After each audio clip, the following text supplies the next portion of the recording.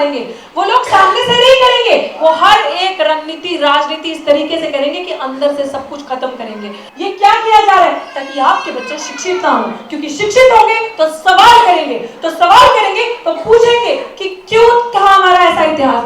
हमारा भी तो हीरा विदेश में जाकर पढ़ सकता था, रह सकता था, लेकिन उसने पे बैक टू सोसाइटी का मतलब समझा, वो आया वापस, शिक्षित किया आप सबको, आप सबके लिए लड़ाई लड़ी, समझौता नहीं किया। और आज का भारत, आज के अम्बेडकरवादी इस तरीके के अम्बेडकरवादी है, कोई इसलिए चुप है अपनी जुबान काट के कि कहीं मैं कुछ बोलूंगा तो मेरे बच्चे की नौकरी का सवाल है, कहीं मैं कुछ बोलूंगा तो मैं खाना कहां से खाऊंगा, मेरा ये चला जाएगा। मैं एक समाज की तरक्की तभी समझूंगा जब उस समाज की महिला ने कितनी तरक्की की होगी और कितनी आगे है, तब मैं कहूंगा, मानूंगा कि उस समाज ने वाकई में तरक्की करी है। तो मेरे भाई बहनों, मुझे प्लीज हाथ खड़ा करके बताओ, यहाँ पे शादीशुदा कौन कौन है? नहीं भाई, भाई सिर्फ भाई, बहने नहीं, भाई बहने नीचे रखो। अब मुझे ये बताओ कि घर में माता जी किस किस की है, माता बहन किस किस की है? अब हाथ नीचे करो, और यहाँ पे लेडीज हाथ खड़ा करें, औरतें हाथ खड़ा करें, महिलाएं गर्ल्स भी कर सकती हैं, है ना, मैं भी करती हूँ। अब इस चीज का मतलब सिर्फ इतना है, मुझे लगता है आधा तो आप समझ गए होंगे, है ना। आप यहाँ से समझ जाओ कि एक दिन, आज Sunday, I am not wrong, today is Sunday, तो मेरी माता जी भी आ सकती थी, मेरी बीवी भी आ सकती थी, मेरी बहन भी आ सकती थी, और मेरी बच्ची भी आ सकती थी। तो फिर मुझे लगता है कि कम आंखों की रोशनी वाला भी समझ जाएगा इस पंडाल में, इस जगह में कितने पुरुष हैं और कितनी महिलाएं हैं। जवाब आपको मिल जाए कि हम आज भी कहाँ हैं, क्यों हमारे साथ धक्का हो रहा है, क्यों हम पीछे हैं, क्यों हम अभी भी उस स्टेप पे आगे नहीं हैं, जिसे रूढ़िवादी विचारधारा कहा जाता है, जिसे पितृसत्ता कहा जाता है, जिसे किसी के कर्मकांड का जो बोझ है वो हम अपने सिर पे आज भी डोले। आज भी बाबा साहेब ने क्यों कहा था उस टाइम पे, याद है क्या कहा था? कड़वी बात करूंगी, कहा था कि हमारी महिलाएं क्यों आज भी हमारे साथ बाहर नहीं निकलती। उस टाइम पे बाबा साहेब को इतनी दर्द होती थी, डॉक्टर बाबा साहेब भीमराव अम्बेडकर, कि वो देखते थे उनके सूट वूट पहनने से लोग जलते थे। लोगों को लगता था कि गांधी जी तो बाहर जाते हैं तो वो बिना कपड़ों के उसमें लुंगी पहन के जाते हैं, और वो दिखाते हैं कि मैं बड़ा साधारण इंसान हूँ, ये बड़ा सूट वूट पहन के जाता हूँ। उन्होंने क्या रिप्लाई दिया था? उनका जवाब ये था कि मैं इसलिए जाता हूँ कि मेरा समाज, जिसके शरीर पे सदियों से कपड़ा नहीं है, तन पे सदियों से कपड़ा नहीं है, ना ही उन्हें पहनने की इजाजत है, उनमें मैं एक मैसेज लेके जाता हूँ कि तुम भी अच्छा सूट बूट कपड़ा इसलिए वो मैसेज। कोई कमी थी? आजाद भारत के पहले लॉ मिनिस्टर, कोई कमी थी? बाहर से पढ़ के आए तो बाहर पढ़ने जा सकते थे। पे बैक टू सोसाइटी क्यों कहा, क्यों करा, क्यों वापिस आए? अच्छा ऐशो आराम की जिंदगी जी सकते थे, अपनी बीवी अपने बच्चों को लेके बाहर जा सकते थे, लेकिन नहीं। सबसे ज्यादा काम अगर उस इंसान ने किया है तो वो सबसे ज्यादा काम किया है महिलाओं की स्थिति उभारने के लिए, कि हमारी महिलाओं को सम्मान दे, हमारी महिलाओं को साथ लेके जाए। महिला ही क्यों घर का काम करेगी सारा? ठीक है, वो अंडरस्टैंडिंग है कि अगर आपका पति कमा रहा है, आप कमा नहीं रही, आप घर संभाल लीजिए, बच्चा संभाल लीजिए, बच्चा पैदा करना है, देख रेख करनी है, बुजुर्गों की देख रेख करनी है, बट वो दोनों काम कर सकते हैं। अगर महिला कमजोर रहेगी, पीछे रहेगी, आपके साथ आगे नहीं आएगी, अच्छे विचार साझा नहीं करेगी, मुझ जैसी लड़कियों को नहीं सुनेगी, तो वो कभी भी आगे नहीं आएगी। वो ब्राह्मण मनुवादी जो विचारधारा है उसका कर्मकांड ढोती रहेगी। मैं नहीं कहती सब ब्राह्मण बुरे, मैं नहीं कहती, लेकिन जो विचारधारा है मनुवादी, जो मनु के दिमाग से चलती है, वो बुरी है। क्योंकि एक ही धर्म, एक ही सोच इस तरीके की रही है जिसने मनुष्य और मनुष्य में फर्क दिखाया है। पता है ना आपको? तो आप मुझे बताएं, अभी भी आप में से बहुत सारी ऐसी महिलाएं होंगी, दोबारा कड़वी बात, जो करवा चौथ का व्रत रखती होंगी, जो कर्मकांड करती होंगी, जो मंदिर जाती होंगी। मैं नहीं कह रही आपकी श्रद्धा, आप जाओ, आपको ढोना है वो करना है वो करो। अगर हम कर्मकांड की तरफ बढ़ते जाएंगे तो हम तरक्की नहीं कर सकते, क्योंकि एक पुरुष तो पढ़ रहा है, ठीक है, थोड़ा सा ध्यान आज मेरा महिलाओं पे रहेगा, बुरा नहीं मानिएगा। पुरुष का पढ़ना, बच्चे का पढ़ना, लड़के का पढ़ना ठीक है, लेकिन बाबा साहब हमेशा जोर देते थे कि अगर एक महिला पढ़ेगी, एक लड़की पढ़ेगी, तो वो खुद तो पढ़ेगी, पूरी नस्लों को, आने वाले जिस परिवार में जाएगी उनको शिक्षित करेगी, उसके बाद अपनी आने वाली जितनी पीढ़ियां, जितनी नस्लें होंगी उन्हें शिक्षित करेगी और अंधविश्वास में से बाहर निकालेगी। क्योंकि धर्म, आज आपने देखा, मैं हर जगह ये बात कहती हूँ, क्या एक महिला, अभी आपने देखा है कि मंदिर की कभी पुजारी को महिला देखा है? मैं हर बार ये बात बोलती हूँ, कभी देखा है? चर्च की पादरी को महिला देखा है बच्चों? मंदिर की पुजारी देखी है महिला? मस्जिद की मौलाना को कभी महिला देखा? नहीं देखा। राष्ट्रपति देखी, राज्यपाल देखी, कलेक्टर देखी, डीसी देखी, प्रेसिडेंट, प्राइम मिनिस्टर देखा, doctor, engineer, IAS officer, collector, सब देखा। तो जो चीज धर्म नहीं कर सकती वो चीज हमारे संविधान ने करी है।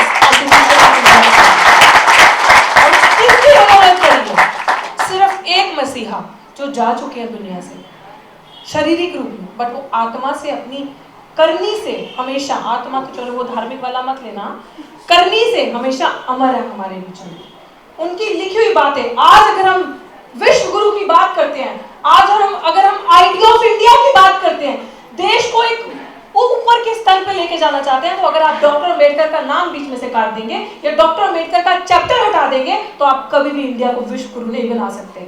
आइडिया ऑफ इंडिया कभी भी बना नहीं हो सकता अगर डॉक्टर अम्बेडकर का नाम खत्म कर दिया जाएगा।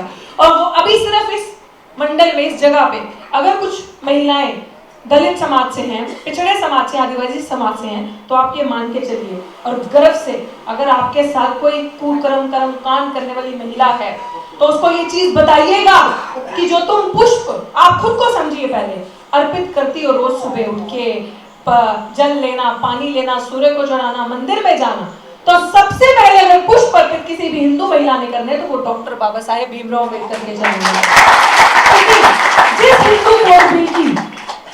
जिस हिंदू कोड बिल के विरोधी लोग खड़े हुए थे और हमारे डॉक्टर साहेब बाबा साहेब भीमराव अम्बेडकर ने उस चीज के लिए लड़ाई लड़ी, वो हिंदू कोड बिल क्या था? वो yes, very good, right to property, adopt a child, right to marriage. आप बच्चा, जिस औरत को, महिला को गर्भवती नहीं, बच्चा नहीं होता था, देखिए बात बिल्कुल स्पष्ट और सीधे तरीके से करनी चाहिए, कोई शर्माना नहीं है। जो औरत बच्चा पैदा नहीं कर सकती तो उसको बांझ कह के चिल्लाया जाता था, असम्मानित किया जाता समाज में। बाबा साहिब ने कहा कि आप बच्चा अडॉप्ट कर सकती हो। अगर एक लड़की और लड़का शादी में खुश नहीं है, जबरदस्ती शादी हुई है, तो पहले ऐसा था कि तलाक सिर्फ पुरुष देगा, महिला को अधिकार तलाक लेने का बाबा साहिब डॉक्टर भीमराव अम्बेडकर ने दिया कि तुमसे जुड़िया नहीं खाओगी, तुम अपना तलाक खुद ले सकती हो। बाबा साहिब डॉक्टर भीमराव अम्बेडकर ने आपको इक्वल वेज का, इक्वल तनख्वाह का, कि अगर पुरुष 8 घंटे काम कर रहा है तो अगर महिला भी 8 घंटे काम कर रही है तो जितनी उसकी तनख्वाह है उतनी ही आपकी भी तनख्वाह होगी, आपको इक्वल राइट है। समानता का अधिकार बाबा साहेब भीमराव अम्बेडकर ने दिया। इस तरीके का डिवोर्स लेने का, बहुत सारी ऐसी चीजें हैं जो चीजें डॉक्टर भीमराव अम्बेडकर ने सारी महिलाओं को दी।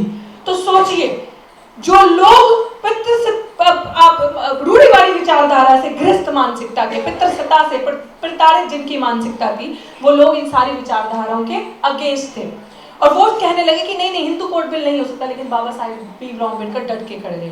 अगर शायद गांधी जी ने उस समय उनके साथ वो शरारत नहीं की होती, हम आज कहते हैं ना, अभी एक बच्ची ने बहुत, I don't remember the name, जिस बच्ची ने बोला कि ओके, मुस्कान ने बोला कि हमारे साथ डिस्क्रिमिनेशन होता है। अभी भी एक छोटी बच्ची के पिता जो यहाँ पे थे, उन्होंने कहा कि मेरी बच्ची के साथ भी हॉस्टल में हुआ। मैं जीती जाती एग्जाम्पल हूँ जिसके साथ दिल्ली विश्वविद्यालय जैसी जगह पे डिस्क्रिमिनेशन हुआ। डिस्क्रिमिनेशन क्या होता है? भेदभाव। भेदभाव सबको समझाती हूँ कि बहुत लोग अंग्रेजी नहीं जानते होंगे। भेदभाव। अब पहले डिस्क्रिमिनेशन कैसे होता था? जिस तरीके से हमारे मुंह के आगे पीकदान रख दिया, पीछे झाड़ू लगा दिया, ज्ञान सुनने के, बहुत बड़ा ज्ञान, वो ज्ञान जिसका कोई तर्क ही नहीं, वो अगर मंदिरों में पढ़ा जा रहा है कुछ तो कानों में कांच पिघला के डाल दिया गया।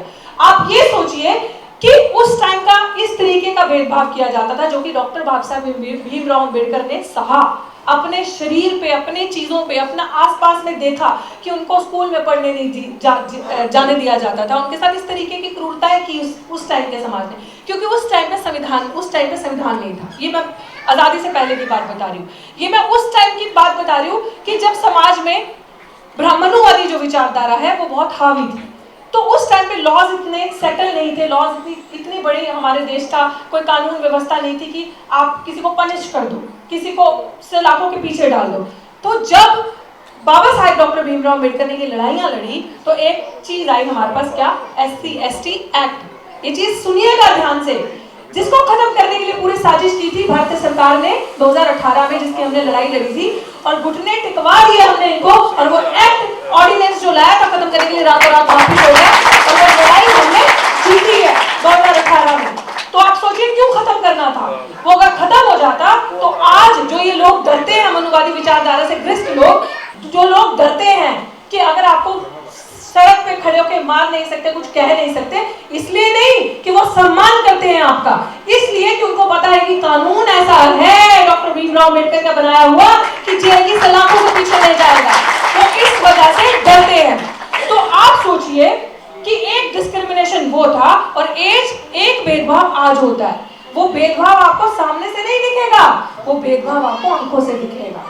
वो लोग आपको आंखों से मारेंगे, वो लोग सामने से नहीं करेंगे, वो हर एक रणनीति राजनीति इस तरीके से करेंगे कि अंदर से सब कुछ खत्म करेंगे, अंदर से आपको काटेंगे, सिस्टम में आपको नहीं आने दिया जाएगा। कैसे है? किसी के पास जवाब? भाषण नहीं है, इंटरेक्टिव करो। किसी के पास जवाब है? आज कैसे करते हैं भेदभाव? कैसे करते हैं भेदभाव? ऐसे किया जाएगा कि आपके बच्चों के, आपकी नस्लों के, अगर आप बोलेंगे नहीं ना, आवाज नहीं उठाएंगे, तो शिक्षा के सारे स्कोप उच्च शिक्षा में जाने के बंद कर दिए जाएंगे। जिस तरीके से नई शिक्षा नीति लाई गई है, न्यू एजुकेशन पॉलिसी, जो दिल्ली विश्वविद्यालय में इंप्लीमेंट कर दी है, लिया आपका सलाह मशवरा? है आपके पास इतने पैसे? हम तो पढ़ लिए। हमारा जो दौर था, मैं कोई ज्यादा बुद्धि नहीं हूँ, हमारा जो दौर अभी का था, हमने पढ़ लिया साल की 5,000 6,000 फीस देके। लेकिन आज के दौर में जो नई शिक्षा नीति है, डिग्री आपको वही मिलेगी जो हमारे पास है, लेकिन वही डिग्री आपको हर 3 महीने में, हर 6 महीने में 5-5 6-6 लाख रुपए देने पड़ेंगे। दे सकते हैं हम लोग? नहीं दे सकते हम लोग, क्योंकि हमारे पास अच्छा रोजगार ही नहीं रहा, हमारे पास अच्छे पैसे ही नहीं रहे। हमारे माँ बाप मजदूरी करते हैं, जो सुबह कुआं खोदते हैं, शाम को पानी पीते हैं, वो कहां से 3 महीने के लिए 3-3 4-4 लाख रुपए लाएंगे? हमने सोचा, हमारे लोगों ने अपना जमीर बेच दिया। जो आज सत्ता में, करती हूं मैं कड़वी बात, इसी चीज के लिए जानी जाती हूं मैं, सत्ता में जो आज हमारे 131 एमएलए एमपी बैठे हैं, आप होंगे उनके चाहने वाले, मैं नहीं हूं। कोई पूछता उनका कॉलर पकड़ के कि तुम्हारे बाप का दिया रिजर्वेशन था जिसकी वजह से तुम आज वहां हमारे रिप्रेजेंटेटिव बन के बैठे हो और हमारी चीजें खत्म की जा रही, तुम सवाल नहीं उठाते? ये जिम्मेदारी किसकी है? ये लोकतंत्र है। लोकतंत्र में, डेमोक्रेसी में, जिस संविधान जो बाबा साहब ने लिखा, उसमें सबसे ताकतवर कौन है? राजा नहीं है, प्रजा है। जिसने राजा को बनाया है, जिन्होंने, हमने वो जो 545 मुखोटे वहां पे बिठाए हैं सत्ता में, सरकार कितने लोग चलाते हैं? 45, 43, अभी I think present strength is 43। तो उनको किसने बिठाया है? किंग मेकर जो है ना, वो किंग से ज्यादा पावरफुल है। तो हम ताकतवर हैं, हमारी जिम्मेदारी है। यहाँ पर तानाशाही नहीं चलती, लोकशाही है, लोकतंत्र है हमारा देश, डेमोक्रेसी। तो उसमें हम सवाल पूछ सकते हैं कि अगर हमारी शिक्षा नीति आ गई, बताओ मजदूर का बच्चा, दलित का बच्चा, पिछड़े का बच्चा, आदिवासी का बच्चा कहां से देगा 3 लाख रुपए? कैसे पढ़ेगा? ये है डिस्क्रिमिनेशन असली। ये क्या किया जा रहा है? ताकि आपके बच्चे शिक्षित ना हो, क्योंकि शिक्षित होंगे तो सवाल करेंगे, तो पूछेंगे कि क्यों था हमारा ऐसा इतिहास, क्यों बाबा साहेब ने क्रांति तो देश आजाद होने से पहले ला दी, देश के बाद संविधान लिख दिया, लेकिन बाबा साहेब को आपने भारत रत्न कब दिया? कब दिया था? 1800 या 1990? 1990 में। तो तब क्यों नहीं दिया? हमारे इतिहास में जो किताबें लिखी गई, तब बाबा साहेब का नाम इतनी देर के बाद क्यों आया इतिहास के अंदर? क्यों आपने उस इंसान को, जिसको फॉरेन ने, लंदन ने, कैलिफोर्निया जैसी यूनिवर्सिटीज ने उनको सम्मान दिया, वहां पे अम्बेडकर जयंती मनाई जाती, वो लोग रिकॉग्नाइज करते हैं डॉक्टर अम्बेडकर के कंट्रीब्यूशन, तो हमारे लोगों ने क्या किया? कभी पूछा हमने ये सवाल? कभी देखा ये चीजें? बस गुलामी करी। इसीलिए बाबा साहब चाहते थे कि पॉलिटिकल रिजर्वेशन जब मिले तो हमारे लोगों का जो नेता हो वो हमारे ही बीच का हो, हम अपने प्रतिनिधि चुने और हम उसे वोट दें ताकि वो हमारे हक की बात करे, ताकि सिर्फ हमारे ही लोग उसे वोट दे सके। क्योंकि अगर दूसरे लोग भी वोट देंगे तो वो लाइजनिंग करेगा, तो वो दलालगिरी करेगा, वो वहां से भी खाएगा, यहाँ से भी खाएगा और काम उनके करेगा। वैसे भी आज के दौर में जीने का अधिकार उसको ही है जो इस तरफ का दिखता रहे और उधर का हो जाए। आपको खत्म करने वाले कोई और नहीं, आप ही के समाज के गद्दार है, हमारे ही समाज के गद्दार है, जिन्होंने वहां जाकर हाथ जोड़े, दलालगिरी करी, पैसे खाए, अपने बच्चे जाए विदेश में पढ़े। हमारा भी तो हीरा विदेश में जाकर पढ़ सकता था, रह सकता था, लेकिन उसने पे बैक टू सोसाइटी का मतलब समझा, वो आया वापस, शिक्षित किया आप सबको, आप सबके लिए लड़ाई लड़ी, समझौता नहीं किया। और आज का भारत, आज के अम्बेडकरवादी इस तरीके के अम्बेडकरवादी हैं जो 131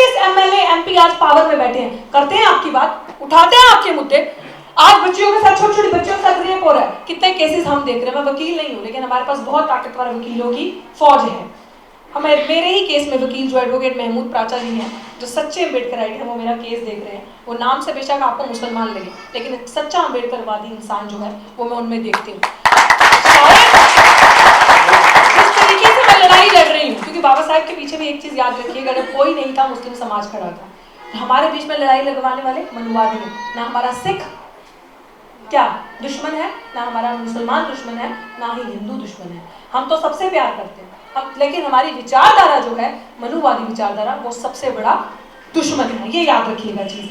दूसरी चीज मैं आपसे ये कहना चाह रही थी कि सोचिए कि बाबा साहेब भीमराव अम्बेडकर को हम सिर्फ पढ़ते हैं, और किसी बच्ची ने भी बड़ा अच्छा कहा कि हम भूल जाते हैं। ओकेजनली हम याद करते हैं, एक ठीक है आज दिन है, दिहाड़ा है, आज बनाएंगे, आज के बाद हम याद नहीं करेंगे, अपने अपने व्यस्त हो जाएंगे कामकाज में। ठीक है, मजबूरी भी है, खाना भी खाना, लेकिन छोटी छोटी चीजें हम टीवी देखते हैं, जैसे हम बात करते हैं, अगर हम अच्छे संस्कार, अच्छी चीजें अपने बच्चों को प्रेजेंट टाइम में, जितने में भी यहाँ वक्तागण बैठे हैं, वो कोशिश करें हम लोग प्रॉब्लम्स पे बात ना करके सॉल्यूशंस पे बात करें। हम लोग हमेशा तकलीफ, मेरे को बड़ा दुख, मेरे को, कोई है पंडाल में लोग जिसको तकलीफ नहीं होगी, दुख नहीं होगा, सबको दुख तकलीफ होगा, लेकिन हम सॉल्यूशंस की, इतिहास यूट्यूब पे बहुत है, हिस्ट्री यूट्यूब पे बहुत है, हम वहां से भी सुन सकते हैं, हम सुनाते हैं। लेकिन मेरा यही आप सबसे एक निवेदन रहेगा, हाथ जोड़ के विनती रहेगी, आज का यूथ आप सबके आगे हाथ जोड़ रहे हैं, जो रिटायर भी हो चुके हैं, जो सीनियर हैं, आपका तजुर्बा इतना बड़ा है, शायद मेरी उम्र भी उतनी नहीं होगी जितना आपका एक्सपीरियंस है। हमें एक मंच में आने की जरूरत है, हमें एक हम ऐसे नहीं मूल 85 हैं, हम मूल 85 सही मायने में तब होंगे जब मूल 85 दहाड़ेंगे। और जो कल जो हम अंग्रेजों से लड़ने वाले भी हम थे, ये झूठ नहीं है, ये सच्चाई है। हमें, मेरे माँ बाप, मेरे दादा, मेरे चाचा सब आर्मी में रहे हैं, सब फौज में रहे हैं, सब ने खून बहाया देश के लिए, शायद सिर कटवाए, वो काम किया है जो किसी ने नहीं किया होगा। इन्होंने घुटने टेके, जो आज सत्ता में बैठे हैं अंग्रेजों के आगे, हमने सिर्फ छाती ठोक के लड़े उनसे और उन्हें भगाया है। तो कल हमने गोरे अंग्रेजों को भगाया था, आज हमने कल गोरों को भगाया था, चोरों को भगाना है। ये हमने करना है, क्योंकि हमने अपना देश बचाना है। मैं सबसे, बाबा साहब ने क्या कहा था कि सबसे पहले मैं फर्स्टली एंड लास्टली इंडियन हूँ, भारतीय हूँ। तो भारत किसी का नहीं है, भारत हमारा है। संविधान की रक्षा करना किसी का फर्ज नहीं है, सबसे पहले अम्बेडकरवादियों का फर्ज बनता है संविधान को रक्षा करना, किसी का फर्ज नहीं है। उनके बाप ने तो लिखा नहीं, उनके बाप ने तो समानता दी नहीं, वो तो क्रूरता, वो तो इस तरीके से चलते हैं कि एक मनुष्य ऊपर है, एक नीचे है। साइंस को फेल करते हैं, किसी का जन्म भुजाओं से कर दिया, किसी का मुंह से कर दिया। तो हमारे तो बाप ने ये कहा कि साइंटिफिक है, साइंस से होगा। एक ही नियम है प्रकृति का बच्चा पैदा होने का, उसी तरीके से बच्चा पैदा होता है। उसी तरीके से हमारे बाबा साहब ने नहीं कहा कि विष्णु जी पता नहीं किसके, ब्रह्मा जी पता नहीं किसके वो बुद्ध के अवतार हैं। हमारे बाबा साहब ने हमें ये चीजें नहीं कही। राइट? आई एम राइट और रॉन्ग? सही है ना? तो इन साइंटिफिक चीजों को हमने अज्ञानता का कांटा मार के ज्ञान की तरफ बढ़ना है। जैसे मैंने आपको बता दिया कि जितना आप ज्ञान में डूबोगे, डूबते जाओगे। विज्ञान आपको सवाल करना सिखाएगा, मेरी तरह दहाड़ना सिखाएगा। अब आती हूँ मैं अपनी मिसाल पे। बच्चे कहते हैं शोषण हो रहा है, बिल्कुल बात सही है, बच्चे अकेले पड़ जाते हैं। क्यों? क्योंकि हम चुप हैं। कोई इसलिए चुप है अपनी जुबान काट के कि कहीं मैं कुछ बोलूंगा तो मेरे बच्चे की नौकरी का सवाल है, कहीं मैं कुछ बोलूंगा तो मैं खाना कहां से खाऊंगा, मेरा ये चला जाएगा। हम संगठित नहीं होते। बाबा साहब ने कहा था organise, educate, organise and agitate. संगठित हो जाओ, एक जगह बैठो। जिस तरह ऑर्गेनाइज आज हम यहाँ पे हैं, ऑर्गेनाइज होके आज ये एजुकेशन है जो मैं आपको दे रही हूँ, वार्तालाप कर रही हूँ, आप शिक्षित हो रहे हैं मेरी बात सुन के। हो सकता है कुछ चीजें मुझे नहीं पता हो, मैं आपसे सीखूं। और इसी चीज को अगर हम एक मंच पे आ जाएंगे तो हम एक आवाज बनके इनसे जो हमारे हक छीने जा रहे हैं एजिटेट कर सकते हैं, वापस लेकर आ सकते हैं। तो मेरे साथ जो हुआ उस चीज को समझिए। दिल्ली विश्वविद्यालय में एक लड़की ऐसे समाज से आ रही है, दलित पिछड़े समाज से, और उनकी मुखर होकर आवाज उठा रही है, अपने अधिकारों के लिए लड़ रही है, अपने समाज को जागरूक कर रही है। तो एक प्रताड़ित ग्रस्त मानसिकता की प्रिंसिपल, मनुवादी विचारधारा की, जिस कॉलेज में मैं पढ़ाती थी, उस कॉलेज की प्रिंसिपल ने एक झूठी साजिश रची मेरे लिए। एक 35 झूठे बच्चे तैयार किए, बच्चे नहीं थे, जो उसने हस्ताक्षर किए कि मैं अच्छी टीचर नहीं हूं, मैं क्लास के अंदर दलित और नॉन दलित पे बात करती रहती हूँ, सिर्फ दलित और नॉन दलित पे, मैं जो सब्जेक्ट है उस पर नहीं पढ़ाती हूँ। एक साजिश रची। और जब पूछा गया कोर्ट ने कि आपने ऐसा क्यों किया, क्या प्रूफ है, तो प्रूफ एक झूठी चिट्ठी लिखी, यही जो मैं बता रही हूँ, और 35 बच्चों के साइन कर दिए।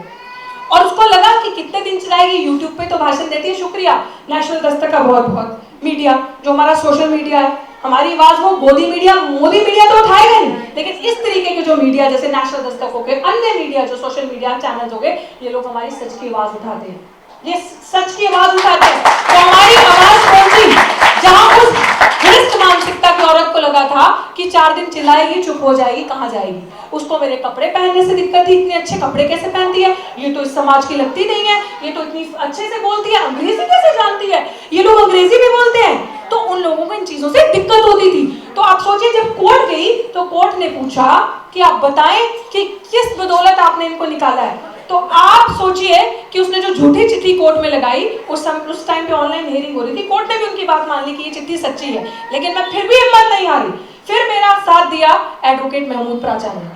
उस एडवोकेट जो मसीहा बन के मेरे लिए आया, जो सच्चा अम्बेडकरवादी, उसने जब मेरा केस पढ़ा, उसने कहा तो फ्रॉड है, ये कैसे हो सकता है, मैंने कहा सर ये जो नाम है बच्चों की तो मेरे पढ़ाए हुए है ही नहीं, ये बच्चे मेरी क्लास में कभी थे ही नहीं। और तब केस गया SC/ST एक्ट के अंदर अदालत में। जब SC/ST एक्ट उस प्रिंसिपल पे हमने लगाया, बहुत मुशक्कत करके, बहुत मेहनत से, ऐसे नहीं लगाते, सच की आवाज ऐसे नहीं उठाते, जब लगा तो पता चला रिपोर्ट में चार्जशीट जमा हो गई उस पे कि वो पूरे कॉलेज के अंदर वो 35 बच्चे है ही नहीं। आप सोचिए कि यही काम किसी दलित प्रिंसिपल ने किया होता तो आज उसको फांसी पे टांग दिया होता, और आज वो बेईमान वहां बैठी है। लेकिन ठीक है, लड़ाई मेरी कोर्ट में है, अगले महीने हियरिंग है, आपका साथ ये होना चाहिए। चार्जशीट जमा हो जाना बहुत बड़ी बात है। दिल्ली यूनिवर्सिटी क्या इतिहास है 100 साल का, जो पिछले साल उन्होंने बनाया। पहला ऐसी लड़की है आपके सामने डॉक्टर रितु खड़ी, जिसने हिम्मत करी और दोनों रजिस्ट्रार दिल्ली यूनिवर्सिटी और प्रिंसिपल दिल्ली यूनिवर्सिटी दोनों मनुवादी विचारधारा के और दोनों उच्च समाज से आते हैं, और उनके खिलाफ SC/ST के अंदर FIR दर्ज हुई। पहला और ये एक मैसेज है, छोटी बात नहीं है, और चार्जशीट भी जमा है। पुलिस वाले ने चार्जशीट जमा करके दिखा दिया, कोर्ट में जमा हो चुकी है कि इसने ये कांड किया है, और ये जो 35 बच्चे झूठे डॉक्टर रितु के लिए कोर्ट में लगाए, और मनुवादी कोर्ट ने वो दे दिया लिख के, और ये 35 बच्चे पूरे कॉलेज में नहीं है, हमने पूरी इंक्वायरी कर ली, पूरा रिकॉर्ड देख लिया, 35 बच्चे। आप सोचिए कि अगर किसी दलित प्रिंसिपल टीचर ने ये काम किया होता तो उसका क्या होता। और अगर मैंने ये हिम्मत करी है तो आप सब मेरा समाज हो, आप सबकी जिम्मेदारी बनती है कंधे से कंधा मिला के मेरे साथ खड़े होंगे कि मुझ जैसी बच्ची, रोहित वेमुला जैसी हिम्मत ना हार जाए, पायल तड़वी जैसी हिम्मत ना हार जाए, या जो उस बच्ची ने IIT के बच्चे की बात बताई, क्योंकि अकेला पड़ जाता है आपका बच्चा, क्योंकि जब आपका बच्चा बोलता है, हिम्मत करता है, उसको ये ऐसे काटते हैं। वो काम आज मुझे मुंह पे नहीं कर सकती, वो उसने पीछे से किया, उसको लगा 4 दिन YouTube पे चलाएगी, बोलेगी, कुछ होगा नहीं, कौन साथ देगा, पैसे तो होंगे नहीं केस लड़ने के। लेकिन महमूद प्राचा मसीहा बन के आया, फ्री निःशुल्क मेरा केस लड़ रहे हैं पिछले 2 साल से, बिना पैसे के। ये है ताकत सच की, और हमारे पास पूरी टीम है। मैं आज इस सभा में अपनी बात खत्म करने वाली हूँ और आप सबको बोल के जा रही हूँ, हम मजदूरों के लिए लड़ाई लड़ते हैं, हम उस जिसके साथ भी धक्का हो रहा है हिम्मत नहीं हारनी। किसी को भी निःशुल्क सेवा चाहिए, वकालत की, केस लड़ना है, हिम्मत रखनी है, तो आप हमारे पास आइए, हमारे पास पूरी वकीलों की फौज है, टीम है, हम आपका निःशुल्क केस लड़ेंगे, ये मैं वादा करके जाती हूँ, और पूरा 100% इंसाफ देंगे, ये मेरा वादा है, आप नोट कर लीजिएगा। दूसरी चीज, आप मजदूर लोग हैं, आपके अंदर किसान भी होंगे, मजदूर भी होंगे, कुछ भी होगा, लेकिन हम स्ट्रीट वेंडर्स जो हैं, जो वेंडर्स लगाते हैं, जो बाहर सड़कों पे आप वेंडरशिप का काम करते हैं, हम उनकी लड़ाई भी लड़ रहे हैं। आपको कहीं पे भी आपका रोजगार नहीं है तो कानूनी तरीके से आपका अधिकार बनता है, आप कहीं पे भी अपना ठिया लगाइए, चाहे अंडे बेचिए, चाहे तेल बेचिए, चाहे पकौड़ा बेचिए, चाहे कुछ भी खाने का सामान, चाहे बेचने का सामान आप बेच सकते हैं। कि मैं आपको बता रही हूँ, आपका अधिकार है, कोई आपका ठेला उठा नहीं सकता। ये सरकारें डराती हैं, आपसे 100 रुपया मांगेंगी, हम उसके खिलाफ लड़ाई लड़ रहे हैं। कमला नगर में अभी एक आदमी को उठाया था, हमारी पूरी टीम पहुंची, पूरी फौज पहुंची, उसका केस हमने कोर्ट में डाला है। हम कमजोर तब पड़ते हैं जब आप लोग हिम्मत हार जाते हैं, हम कमजोर नहीं पड़ते। हमने केस जीत लिया, आज वो वहां बैठ के लाखों रुपए महीने का कमा। आपको अगर लग रहा है कि आपको वेंडरशिप में जाना है, आपको काम करना है, हॉकर फेडरेशन के नेता जो लोग हैं हमारे साथ हैं, यूथ काम कर रहा है हमारे ही समाज का, हम आपके साथ खड़े हैं। भूखे नहीं मरना, ऐसे नहीं, बेबस नहीं होना, हम हर तरीके से आपके साथ हैं। तो मैं इन्हीं शब्दों के साथ आपसे क्षमा लूंगी। नेशनल दस्तक की आपसे गुजारिश है कि अगर इसको बचाना चाहते हैं तो नेशनल दस्तक को सब्सक्राइब करने के लिए रेड कलर के सब्सक्राइब बटन को दबाएं, फिर बेल आइकन की घंटी दबाएं। नेशनल दस्तक को बचाने के लिए बहुत ज़रूरी है कि हर खबर को शेयर करें, लाइक करें, कमेंट जरूर करें।